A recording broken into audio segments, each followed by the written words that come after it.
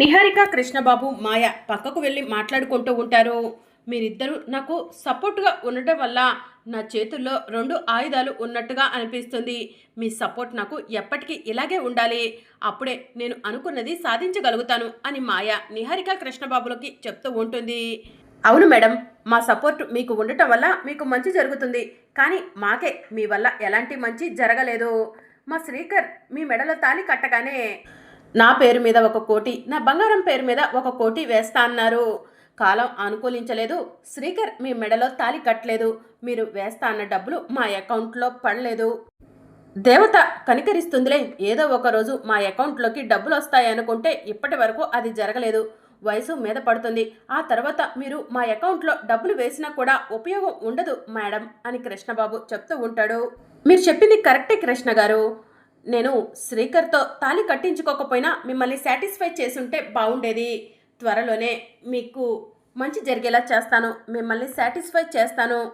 ముక్కు పుడక నా సొంతం అవ్వగానే మీరు కోరుకున్నది మీ చేతుల దగ్గరికి వచ్చేలా చేస్తాను. అప్పటి వరకు ఆ ఇంట్లో ఏం జరుగుతుందో నాకు ఎప్పటికప్పుడు అప్డేట్ ఇస్తూ ఉండండి.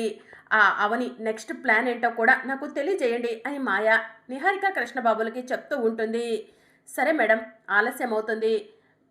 మా సపోర్ట్ ఎప్పటికీ మీకు ఉంటుంది. అక్కడ ఏం జరుగుతుందో కూడా తెలిసేలా చేస్తాము. మేము బయలుదేరతాము అని నిహారిక చెప్తూ ఉంటుంది. సరే అని చెప్పి మాయ అంటుంది. ఇక నిహారిక, కృష్ణబాబు అక్కడి నుంచి వెళ్ళిపోతారు. అవని, ఈ రోజు నుంచి నీతో పాటు పోటీ పడతాను. ముక్కు పుడకను సొంతం చేసుకుంటాను అని మాయ తనలో తానే అనుకుంటూ ఉంటుంది.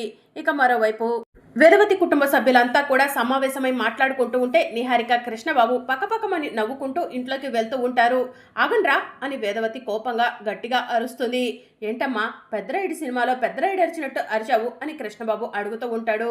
ఎక్కడి నుంచి వస్తున్నారా అని వేదవతి అడుగుతూ ఉంటుంది. మాయ రవీంద్రని లవ్ మ్యారేజ్ చేసుకుందంట అత్తయ్య. విషెస్ చెప్పి వస్తున్నాము అని నిహారిక చెప్తూ ఉంటుంది. మీకు కాస్తైనా సిగ్గుందా? ఆ మాయ మన కుటుంబానికి ఏం చేసిందో మర్చిపోయారా? ఆ మాయ చేసినవన్నీ మర్చిపోయి ఆ మాయకు విషెస్ చెప్పడానికి వెళ్ళారా అని ప్రసాదరావు అడుగుతూ ఉంటాడు. మా అమ్మ ప్రతి విషయంలో మీకు మంచి చేయాలని చూస్తుంది. పెరట్లో ఉన్న ఔషధ మొక్కలాగా మా అమ్మ మీకు ఎప్పుడూ కూడా సపోర్ట్ చేస్తూ మంచి చేస్తూ ఉంటుంది. కానీ మీరు మాత్రం మా అమ్మను గంజాయి మొక్కలా చూస్తారు అని చెప్పి అక్షయ నిహారిక, కృష్ణబాబుని అంటూ ఉంటుంది. వీళ్ళు అంతేనమ్మా, వీరు మారరు అని పెద్దిరాజు చెప్తూ ఉంటాడు. అవును రాజుగారు, మేము మారము. మారాల్సింది మేం కాదు, అత్తయ్య. గతంలో అత్తయ్య ఆ మాయను నెత్తిన పెట్టుకుంది, ఇంట్లోకి ఆహ్వానించింది. శ్రీకర్తో పెళ్ళి అనగానే పెళ్లికి ముందు నుంచే మాయ చేత అత్తయ్య అత్తయ్య అని పిలిపించుకుంది. ఆ మాయ కాళ్లకు మడుగులొత్తింది. అలాంటి అత్తయ్య ఈరోజు ఆ మాయను కాదని అవని కాళ్లకు మడుగులొత్తుతుంది. నన్ను ఏ రోజు కోడలుగా చూడలేదు. ఆ అవనిని మాత్రం నెత్తిన పెట్టుకొని చూస్తుంది. మారాల్సింది మా బుద్ధులు కాదు, అత్తయ్య బుద్ధులు అని నిహారిక చెప్తూ ఉంటుంది. అవునమ్మా, మమ్మల్ని పెంచి పెద్ద చేసిన నీ బుద్ధి ఇది కాదమ్మా అని చెప్పి వసంత చెప్తూ ఉంటుంది. మీరు అవునన్నా కాదన్నా మేము ఆ మాయకి సపోర్ట్ చేస్తూనే ఉంటాము అని చెప్పి కృష్ణబాబు అంటూ ఉంటాడు. అయితే వెంటనే నా ఇంట్లో నుంచి వెళ్ళిపోండ్రా అని వేదవతి అంటూ ఉంటుంది. వెళ్ళమంటే హ్యాపీగా వెళ్ళిపోతాం, మీ పరువే పోతుంది అత్తయ్య అని నిహారిక చెప్తూ ఉంటుంది. ఊరిలో ఉంటే ప్రాణాలు పోతాయని సిటీకి వెళ్తామని మొన్ననే చెప్పాము. ఎవరు కూడా ఊరి సమస్య తీరే వరకు ఇంటి నుంచి వెళ్ళొద్దని మీరే కదా లక్ష్మణ రేఖలు గీశారు అని కృష్ణబాబు అంటూ ఉంటాడు. ఎవరు కూడా ఈ ఊరి నుంచి ఈ ఇంటి నుంచి బయటకు వెళ్ళటానికి వీల్లేదు. నోరు మూసుకొని లోపలికి పోండ్రా అని ప్రసాదరావు చెప్తూ ఉంటాడు. అది అలా రాండి దారికి అని కృష్ణబాబు అంటూ నిహారికను తీసుకొని లోపలికి వెళ్ళిపోతాడు. రావి చెట్టు పూర్తిగా ఎండిపోయే స్వామీజీ చెప్పిన రోజు ఇంకా 5 రోజులు కూడా లేదు. ఈ గొడవలేంటో అని పెద్దిరాజు అంటూ ఉంటాడు. నువ్వేంటి ఏం మాట్లాడట్లేదు అని వసంత అవనిని అడుగుతూ ఉంటుంది. ఇంకా 5 రోజులు టైం ఉంది. ఈ 5 రోజుల్లో ఈ సమస్యకు ఏదో ఒక పరిష్కారం చూపిస్తాను అని అవని తన రూమ్లోకి వెళ్తుంది. అవని వెనకే శ్రీకర్ కూడా రూమ్లోకి వెళ్తాడు. ఆ మాయ ఆ రోజు నీతో పెళ్ళి జరగలేదని చెప్పి ఆ రోజు నుంచి పంతంతో పట్టుదలతో ఉంది బావా. ఆ మాయ, వసీకర ఇద్దరూ కలిసి ఊరిని అంతం చేసైనా ముక్కు పుడకను దక్కించుకోవాలనుకుంటున్నారు. వాళ్ళ ఆటలు సాగనివ్వను. ఎట్టి పరిస్థితుల్లో ఆ వసీకరకు మాయకు ముక్కు పుడక దక్కనివ్వను.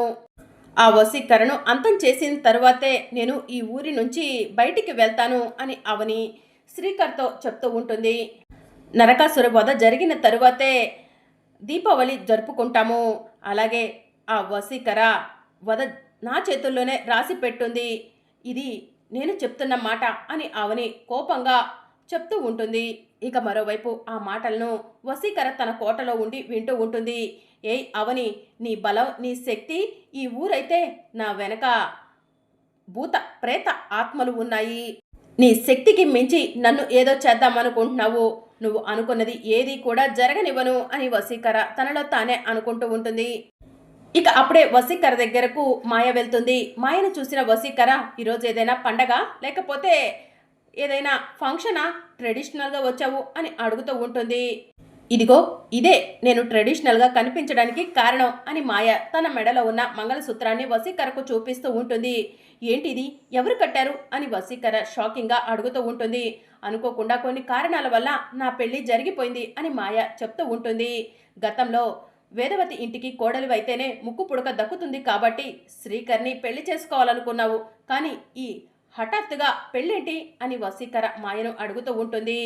కొన్ని కారణాల వల్ల బాంబు నేనే పెట్టానని ఆ అవనికి తెలిసిపోయింది. ఆ అవని నన్ను ఇంట్లో నుంచి బయటకు గెంటేసింది. ఊరికి నాకు ఎలాంటి సంబంధం లేదని చెప్పింది.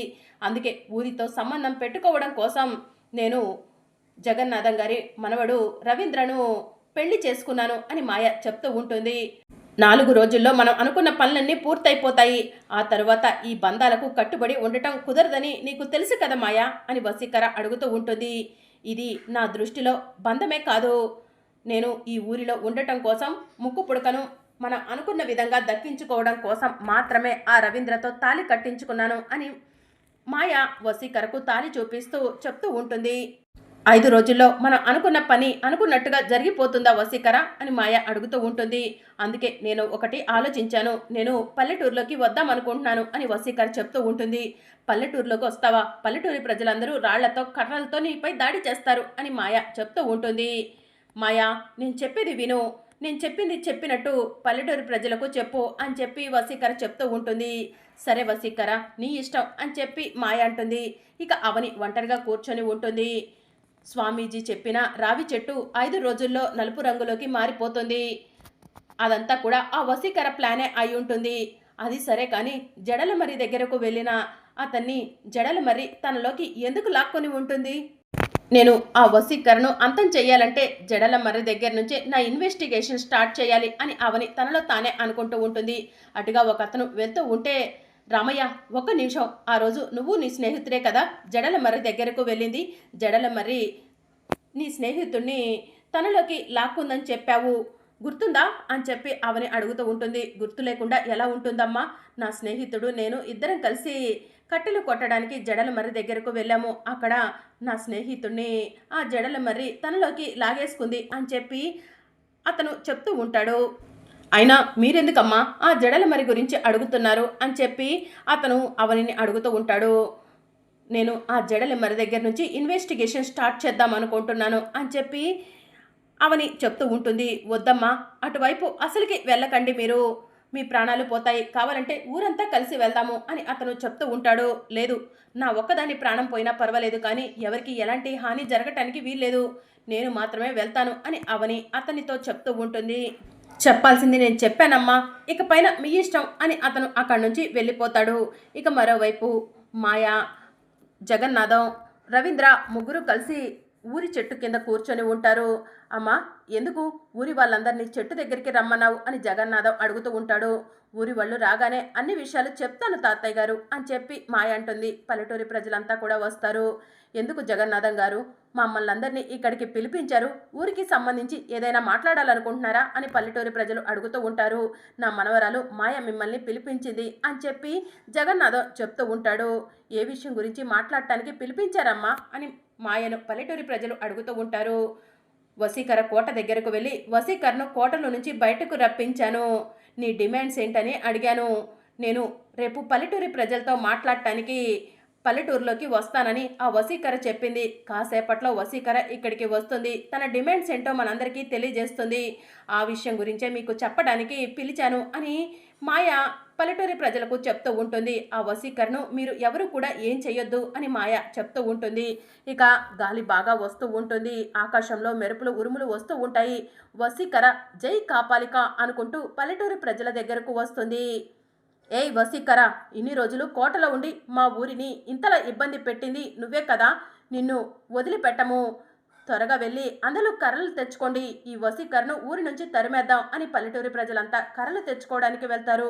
ఇదేంటి మాయా పల్లెటూరి ప్రజలకు పరిష్కారం చూపిద్దాం అనుకుంటే ఇలా జరుగుతుంది అని రవీంద్ర తనలో తానే అనుకుంటూ ఉంటాడు.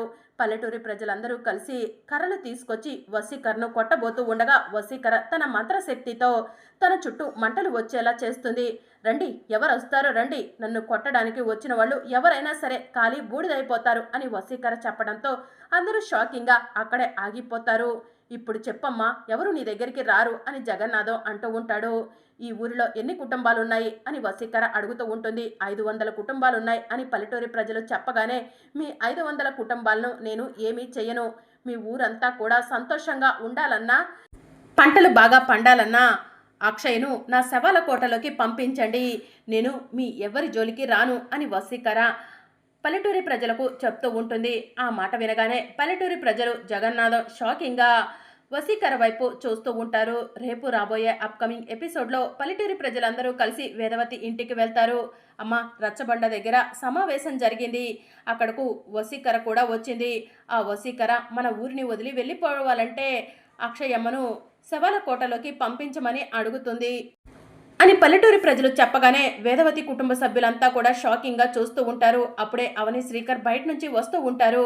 అమ్మా అవని, వీళ్ళేం చెప్తున్నారో వినమ్మా, వీళ్ళకు నువ్వైతేనే సరిగ్గా సమాధానం చెప్పగలవమ్మా అని వేదవతి అవని దగ్గరకు వెళ్ళి చెప్తూ ఉంటుంది. నేను అంతా విన్నానత్తయ్య అని చెప్పి అవని అంటుంది. నాకు ఊరంటే ప్రాణం, కానీ ఊరి కోసం నా కూతురు అక్షయ్ను శవాల కోటలోకి పంపించడానికి నేను ఒప్పుకుంటున్నాను అని అవని ఏడుస్తూ అక్షయ్ను దగ్గరకు తీసుకుంటుంది. ఆ మాట వినగానే కుటుంబ సభ్యులంతా కూడా షాకింగ్గా అవని వైపు చూస్తూ ఉంటారు. మరి అప్కమింగ్ ఎపిసోడ్లో ఏం జరగనుందో తెలుసుకోవాలనుకుంటున్నారా? అయితే ఛానల్ను సబ్స్క్రైబ్ చేసుకోండి.